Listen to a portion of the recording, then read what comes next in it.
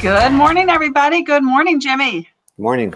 How are you doing today? I'm amazing. It's a great day. You know, we live in such a great place. The weather's so perfect here. It's almost like we're at the beach. It is, yeah. And I don't miss the water. Did you run today? No, I did not. No, What I did you didn't. do? I ran yesterday. Well, I was awake till 2 this morning.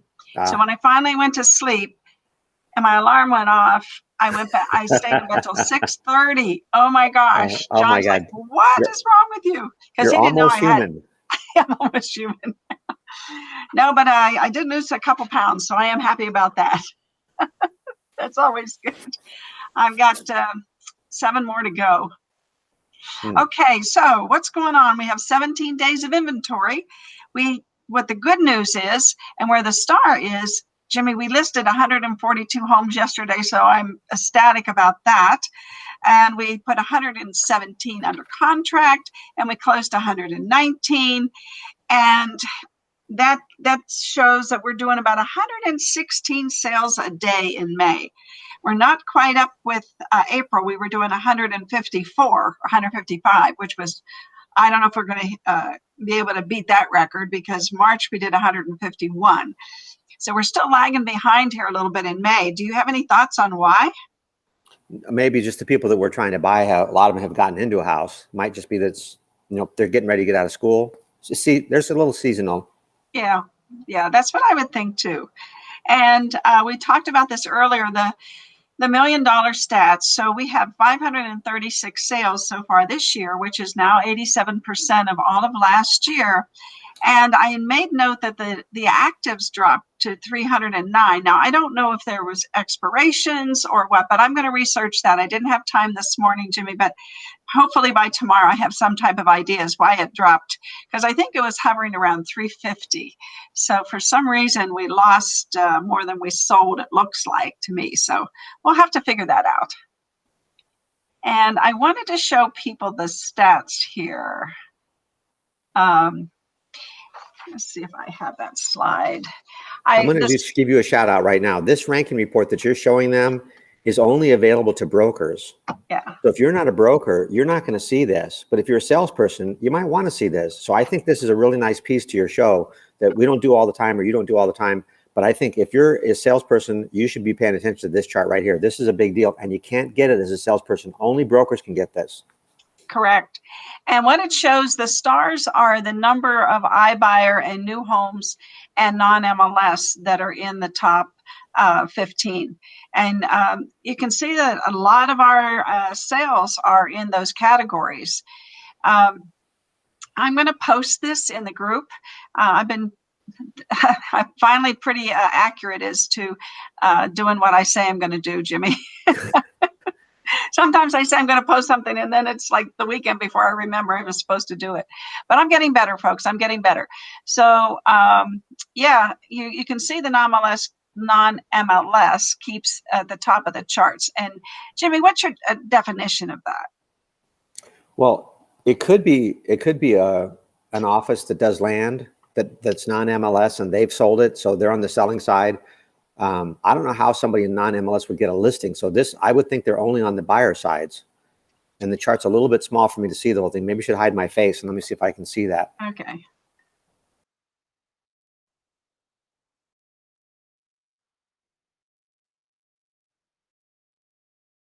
These aren't lands. These are just residential too.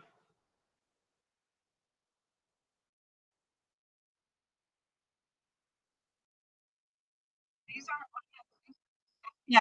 Can you do that? I keep something I keep forgetting to do.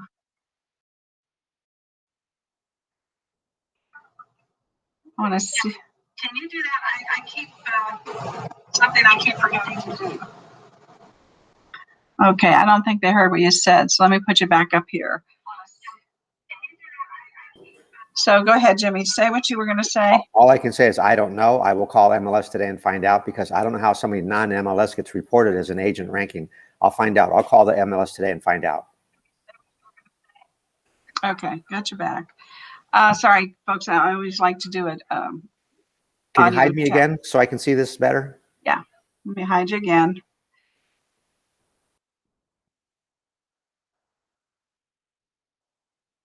George Kipiro, Zillow's number 2. And then we have Open Door, number 3. And Jamie Griffin, she's number 4, but she's a regular salesperson. And Brinkus has just been going crazy this year because he has partnered up with Barbara Cochran, who is one of the sharks on Shark Tank. And hold please. Anyway, he's partnered up with Barbara Cochran, and I don't know if anybody's seen their advertising, but it's really phenomenal because Barbara talks about his benefits of doing business with him, not how much business he's done. You know, it's not a vanity advertisement, and it's really good. And it shows Rick and Terry, and you know they're very photogenic. It's a great video ad. It's and I've seen his numbers double, Jimmy, from last year because of that. And then we've got let's see, Enzo. He's with a Precision Real Estate, and I think they do, I don't know if they do auctions. They do they've got some type of a special, I think they might do auctions. And then you've got 2 or 3 more, and then you've got KB Homes in there, and then you have Offer Door. So you've got 5 of the top 11, you know, that are iBuyer platforms, new homes, or the non-MLS. So there you go. And if you can see the number down here, everybody, this is from January 2021 to yesterday, and it shows that we are doing sales of agents, and we're doing residential, high-rise, and multiple dwelling. Those are all the ones that have just real estate, not land, not just land, or no land at all. Excuse me. Let me. I'm trying to talk and navigate here. Let me put you back up here so you can talk. Well, I can talk even if I'm not up there, but the point is made that the iBuyer market is back, and they're pushing numbers, and it's impressive to know what somebody can do that has the same amount of time as you and I. If you have 168 hours a week and you're coming in the top 15, you're doing a lot of business. Yes, yeah. I mean, it's incredible, and Aaron Taylor usually shows up more toward the end of the month. And he's, for the year, I think he's, let's see, is he on there? Yeah, there he is. Yeah, he's number 12. Yeah, he's number 12. I mean, Aaron Taylor, he's in this office. I mean, and he's got a machine, and he just keeps doing the same thing all the time. And the one thing about today that we're going to talk about, Jimmy, is DataBase. And he is a Buffini database master. He does the pop buys, he does the client parties, he does everything that Buffini tells you to do. And look where he is. And he'll tell you himself that he was penniless in 2008. And it started with one sale. He listed somebody's home. He went door knocking. He listed somebody's home. He held a housewarming party. And from there, he's here. He's number 14. And so he's done, let's see, how many sales Aaron Taylor has done? 84 sales this year so far. That's awesome. And I see him working constantly. And his team, you never hear a peep out of his team. Man, they keep their nose to the grindstone. He's got a gal that handles his buyer sides. He's got a gal that handles his listing sides. And then he has a gal that does his marketing. So, and they all work hard every day. And I think that's the caution you have to have with numbers is the Brinkus team is huge. I mean, they're huge. So some of the deals they get are brought in by their team members. It all goes under the Brinkus team. Aaron's team is a lot smaller, but George Kipiro's the Zillow team. Everything that Zillow company does goes through his number to give them more market share and more visibility, but it's not all him. He's got a big team that work under him. And I think he pays a salary for some of those people. Yes, he does. It's a different model. Yeah, it is. Totally is. All right. So speaking of DataBase, today, okay, now I'm probably going to need help here. We're going to share the screen. You and I are going to hide, right? Okay. Sounds good. I'm going to do that. And then I'm going to go to my screen, and this is where I get nervous because I have to use it. I have to go to The bottom bar. the bottom bar. There you go. That one right there. There you go. You got it. I got it. Oh my gosh. Okay. So, how to build your real estate database from scratch. And, people don't have a database. I'm going to just do a check. Yeah. Jimmy, would you talk so I can make Yeah. sure that they can hear you? I think this graphic is really nice. It's very colorful, and it certainly brings to the point, right to the center. If there was a target, you want to hit the center. This is the center of the target for real estate. And Okay. even Buffini's graphics show us that. How to build your database from scratch.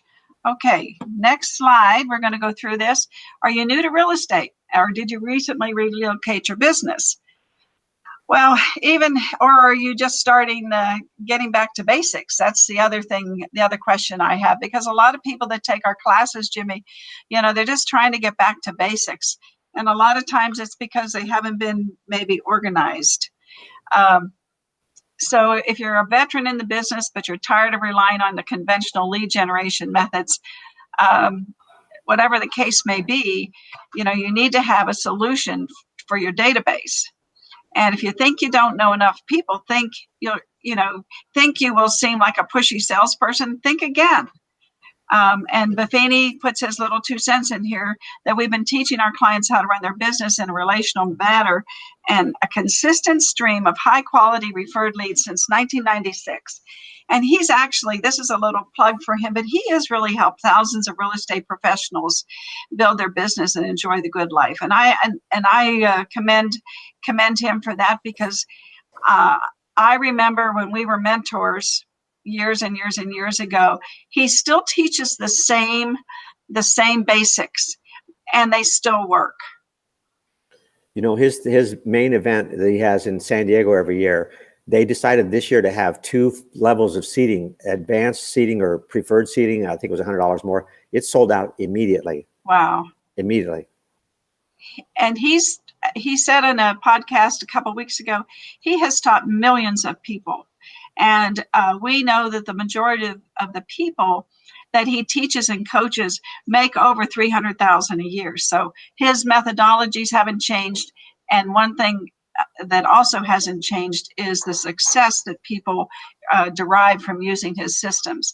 So what is a database, Jimmy? It's the relational asset of your business. That's what it says. It's the relational asset of your business. And we talked about doing the circle 3 the other day, and that's the beginning. That could be your beginning of building a database. When you start talking to people about things that concern them, which is their neighborhood and their home and their biggest asset that they have, you're really starting to build a relationship. And that's how you don't be pushy. When you have something that they really want to hear about, and in your heart, this is something that it's their neighbor's house, just sold or just listed or whatever. They want that information. You're not being pushy. You're giving them a service. And when that comes through of your attitude, when you make the calls or you knock on the doors or do the open houses, it comes through. You're giving service. Yeah, and so when we say in this slide, where should I start? Well, that's a great place to start. And in this business, Jimmy, I know you agree with me that, I've never seen a market like this. The perfect storm is here for people to start this. He's got a short clip that we'll play when we do the Be the CEO class. It's an audio clip, but he talks about he was in church and a lady comes up to him and he didn't want to look like the pushy salesperson. So he didn't help her. She ended up buying a house with someone else, and he called it a Poseidon adventure. Everything that could go wrong did go wrong. And he basically navigated through the transaction. He didn't get paid. And he said, you know what, never again will I be ashamed of calling my friends and my family members and say, look, this is what I do. Because they may end up with somebody way worse. Even if you're new, you have brokers to go to. You're in your heart, you want to help them as much as anybody. You can't be the first category, your family and friends. Well, I don't know enough to call my friends yet. Yes, you do. You wouldn't have got a license if you didn't. You do know enough. Yeah, and professional relationships. Oh my gosh. We all know, we have a bookkeeper, we have people that do our taxes, we have all types of, we have doctors, we have all types of people, dentists, teachers, maybe like they're saying here, people in your previous career. There's definitely more leverage in the next two. Family and friends is important because you don't want them to end up with somebody who doesn't take care of them. You want to do it yourself. But the next two, professional relationships and services we use, there's a lot of leverage there. If you want to get going, where should I start? Man, this would be a good place to start. Yeah, and even on social media, and of course I teach how you build relationships on social media, the 5, 5, 5, and 5 for 7,300 communications a year. But social media contacts is another way. And then, of course, your sphere of influence. Well, before you get off social media, this is huge leverage as well. It's huge leverage. And these people actually know who you are already because you're already in the social media circle with them.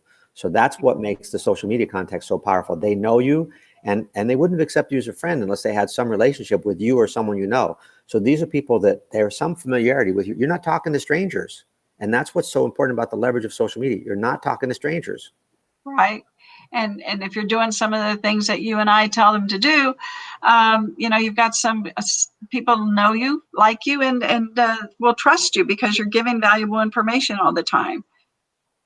And then, your sphere of influence, it says community, and that's where I would put in neighborhoods.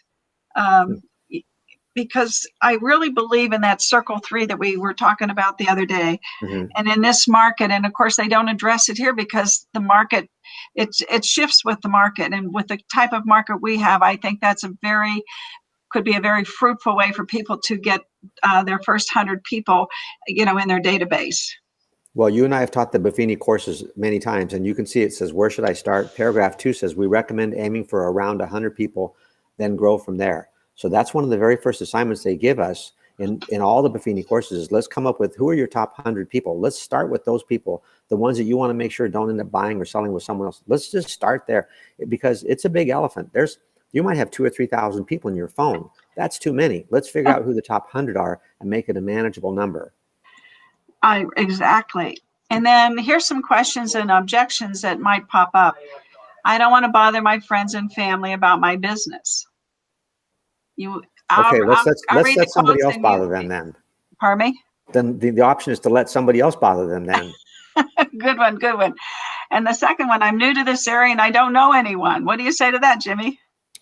If you know even one person, you know someone. So to say I don't know anyone, but as you said, with the circle prospecting, you can meet 5 new people a day for 10 days.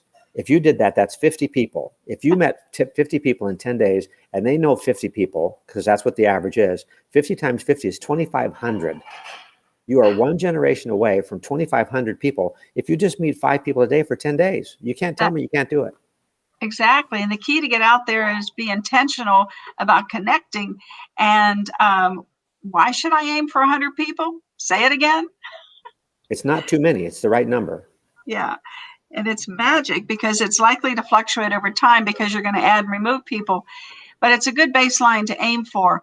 And he mentions removing people. You need to remove people that are not going to do business with you because you're wasting everybody's time and energy. So, Jimmy, you want to take this one?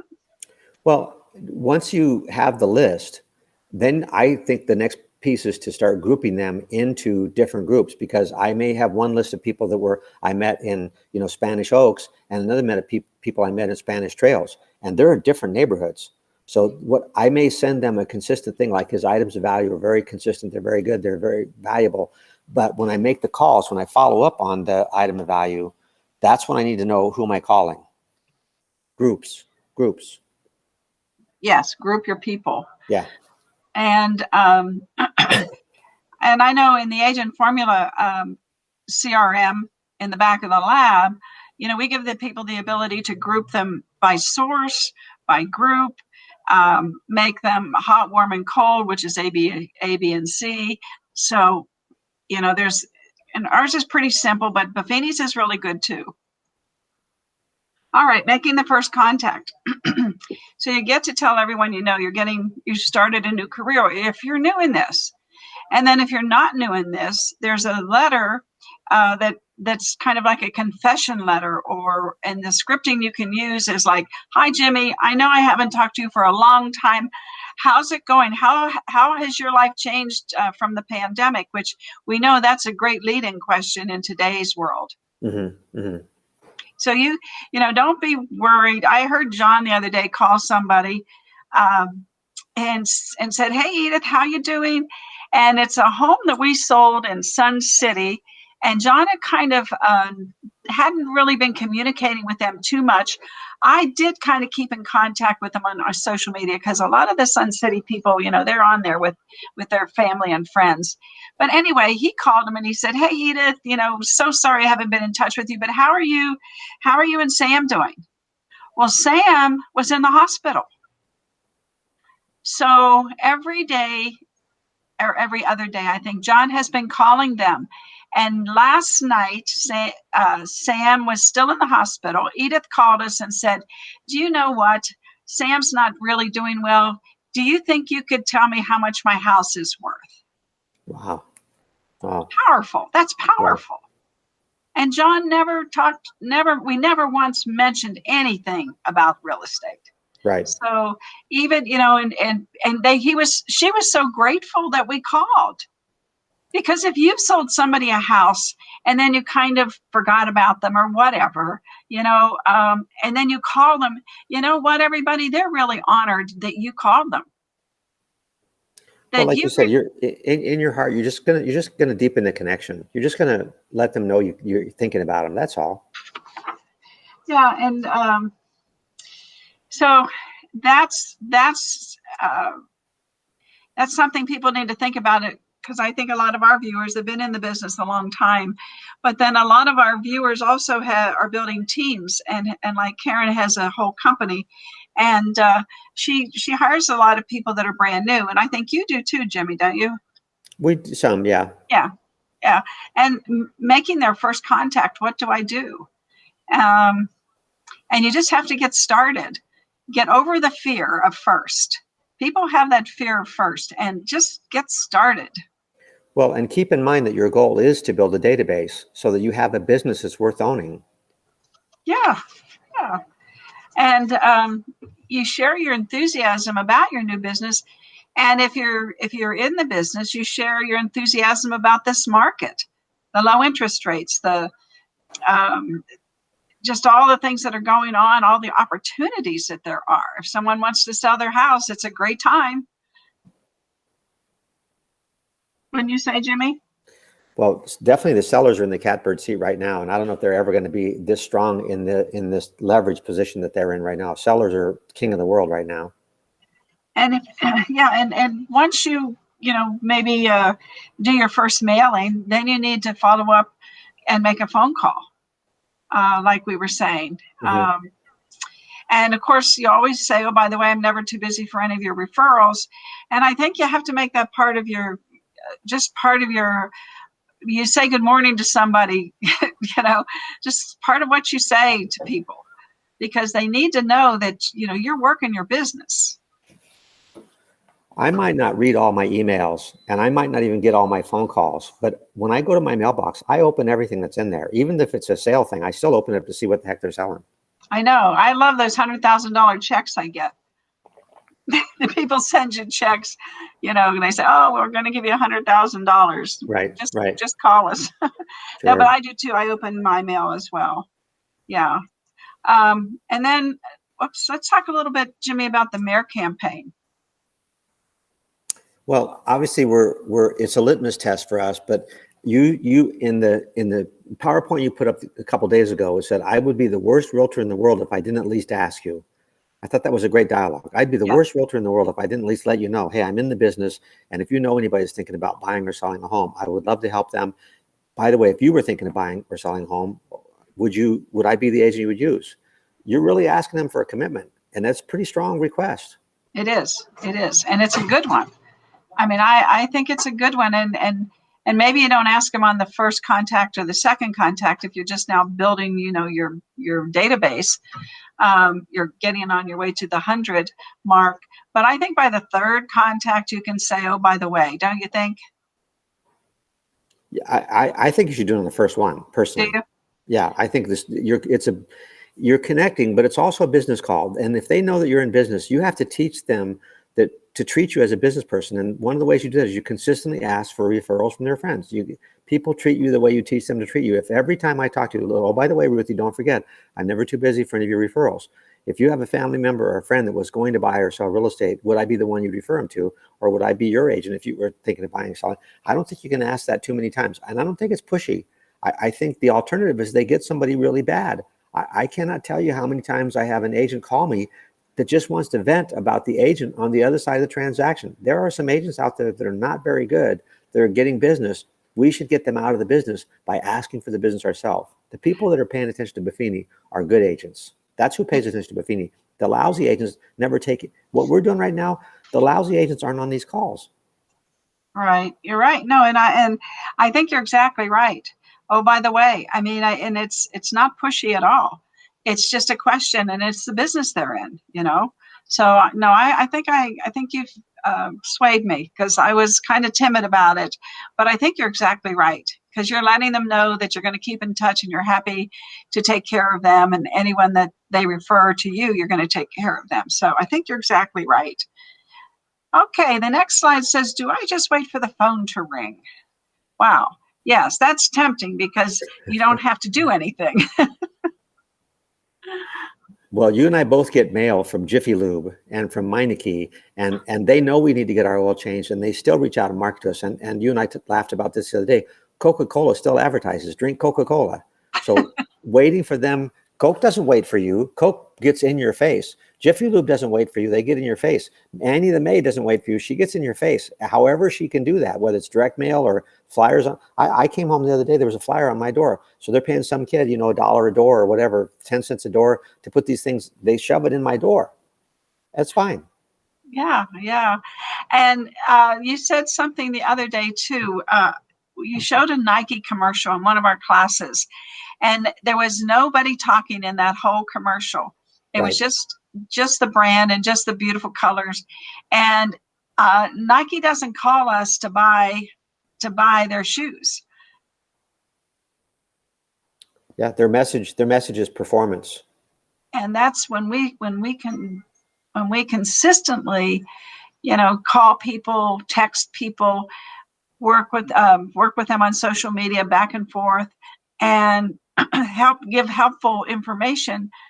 We're becoming a brand, just like the Nikes and the Coca-Colas of the world, because what's a brand? It's who you think of when you want something to drink. It's who you think of when you want to buy a pair of shoes. It's who you think of when you want to sell your house. It's who you think of when you want to buy a house. And if you are their top of mind, you've created a brand. And I think people get scared of that word, Jimmy. Well, and that's unfortunate because, like you said, brands are a shortcut. If you have a brand and a generic and they're the same price, you're going to go with the brand because they have a name to protect. So building your brand as a real estate professional, doesn't matter what company you work for, it matters. You are the brand in their eyes and their mind. You are their brand. When you're brand new, if you work at a real estate office, they probably took a listing in the last couple of days as the office.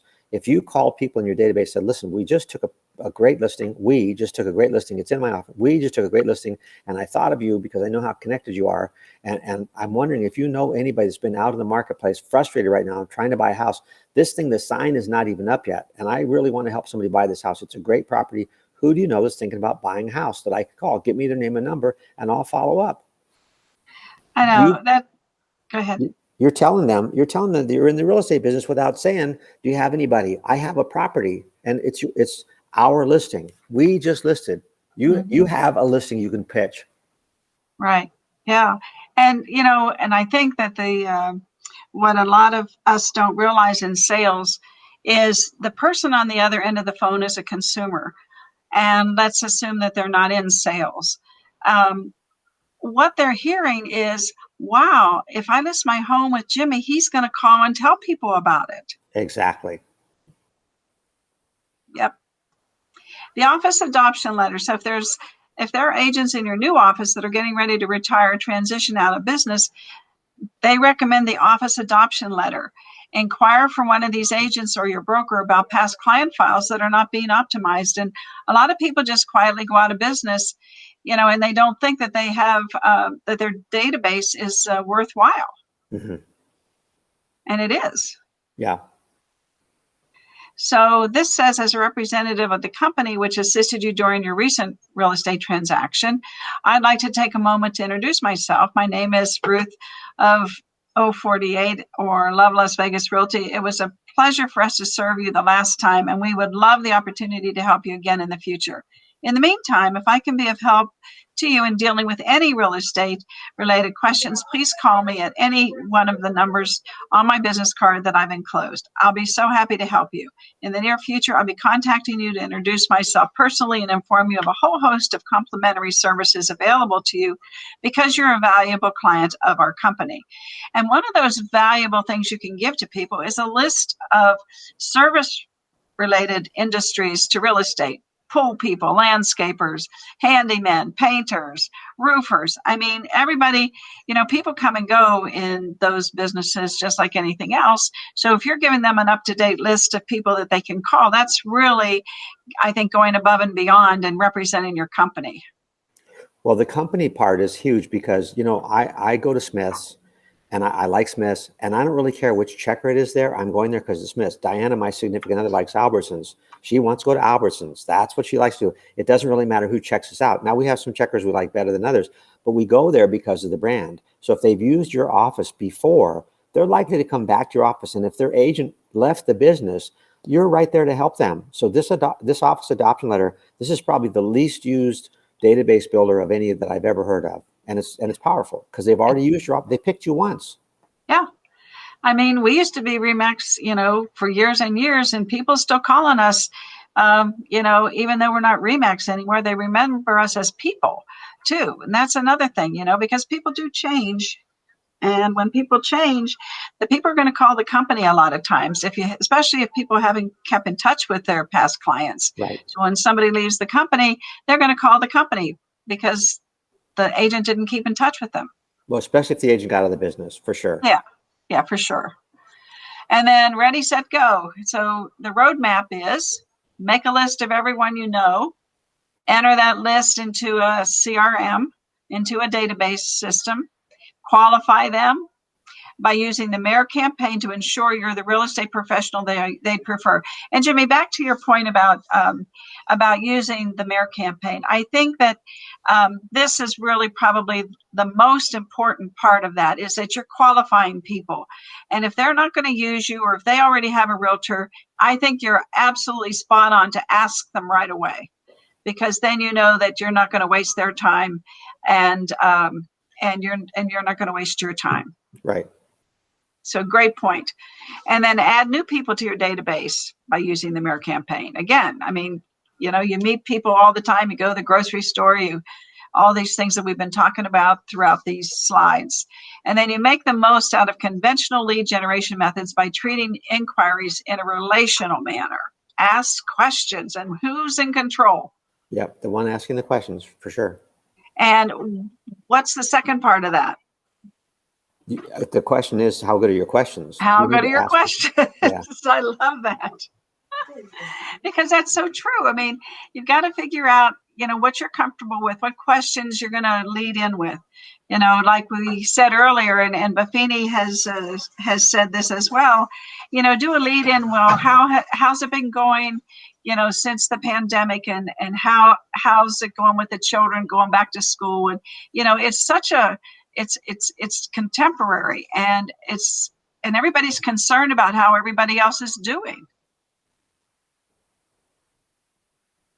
And then optimize past client folders in your office by using the office adoption letter. So that of course you have to ask your broker about things like that, but it is good, especially if someone has left the business. Yeah. It's very unusual way to prospect. Right. And Jimmy, this has just been, brief 10, 11 slides, but hopefully somewhere in the slides, people can see that there is a roadmap here. And I love the checklist at the end.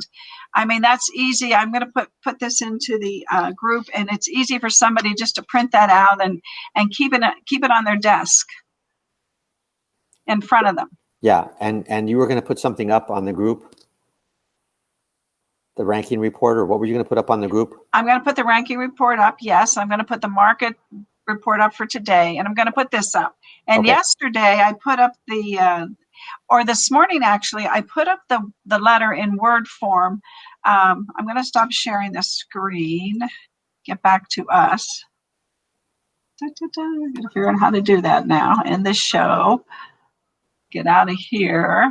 And now we're back. Solo. We're back. I think we're back. Yeah, okay. we're back. We're back. Okay. So anyway, I did the letter, and let's see, I have it here, Jimmy. You weren't here yesterday, but I'd like your opinion on it. I'm sure everybody else would too. You might not be able to see it, but Buffini had a letter that was a little bit cold, in my opinion. So I said, "Dear Ruth, I'm currently working with a family who wants to buy a home in your neighborhood. George and Sally, the buyers, have been unable to find a home that is available. Your neighborhood and home have many of the features they find desirable. If you have any interest in selling your home, I would be happy to arrange a one-time showing of your home to them. Please contact me." So I added like all of our contact information. I added a picture of us. I added a logo of the home of our company, and I personalized the buyers by using their first names. Right. Because I thought the letter that Buffini, of course, I'm sure he threw that out just as an idea generator. So I took it to this level, and this is part of that circle 3. If you can't get them on the phone, but I mean, how many homes have we sold this year so far? Thousands of homes. So there's people out there. There's lots of circles you can do out there. I mean, Well, even though Jimmy, we only have 2,700 homes on the market. Let me get the accurate number. 2,678 homes on the market. I mean, that's 2,600 circles. Well, every type of prospecting works, and this one is very time effective. It may not be the most cost effective way because you might just send out 2,500 letters to get one response. But how long does it take? This is something you can systemize. And how long does it take you to do this? And if you did it in one neighborhood today, and next month you did the same letter to the same neighborhood, and the next month you did the same letter, you pay for it 3 times, but next month they're ready. This month they weren't. This month the letter went in the trash. Next month, not quite ready. It goes in the trash can. But the third time they see it, now they've seen you, that you're starting building your brand, which is what you started this whole conversation. How do I build my brand? Consistency.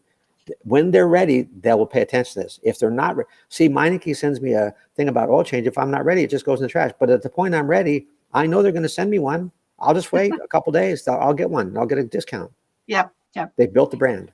They built the brand. And Jimmy, we want to say one more thing. I'm going to hide that letter. This went in a Word format on the group today, so everybody can download it and add their specific information. And we have the class schedule here. And we have you want to talk about that for a minute? Well, the 2 things, we got 4 new classes approved by the real estate division. And as most of you know, if you renew in October or later, you need 2 contracts classes. You need 6 hours of contracts. We've done the writing and presenting the purchase contract many, many times, but we have 2 new contracts classes. The first one we're going to give, I believe it's June 24th. It says contracts. It will not be writing and presenting the purchase contract. It will be on either the law that they've approved for contracts or buyer brokerage. We haven't decided, but it will be a contract CE class. But the other thing is next Thursday on May 24th, May 20th, next Thursday, May 20th, the CEO of your life. That's the first time we will ever offer that class. It's a brand new business planning class, really powerful. Ruth and I collaborated on authoring that class. She threw some ideas and I threw some ideas and we massaged it around and we got it approved for 3 hours of general. You need 36 hours of CE if you are going to renew after October. So I'm really looking forward to teaching that class with you. And Jimmy, one of the things I like is that the 18 of core and 18 of general, because people need these general classes because they're more like getting back to basics and learning how to build your business. And when you ask somebody what they're doing, what should they say? They better say they're building a business. Right. You better say you're building a business. So I think this is really a big this is going to advance our industry in Las Vegas, the fact that people are going to be more educated. I just know it is, don't you? Well, of all the classes that somebody can take or somebody could refer out, this would be the one I would say, get your friends there, get your friends to this class. And when the class is over, sit down with your friends over a tequila shot I mean a cup of coffee, and talk about what did you get out of this class. This is the one class that's not over when the class is over. This is when you really should brainstorm with some of the people you know and that you care about. This would be a really good class to build your network of real estate professionals. When they get a listing, they're going to call you because you worked with them on this. Right, exactly. And I'm excited to teach the class, and we'll do we're going to do a preview, me and you, next week, and then the following week we'll be teaching it to hopefully lots of people. Yep. Okay, Jimmy, thanks for today. We went a little over time, but I think it was an important day to get people on the road to building their database. Okay, I'll see you. All right. Thanks, Jimmy. Okay. Bye. I'll do what you ask about the name. Oh, yeah, ranking report.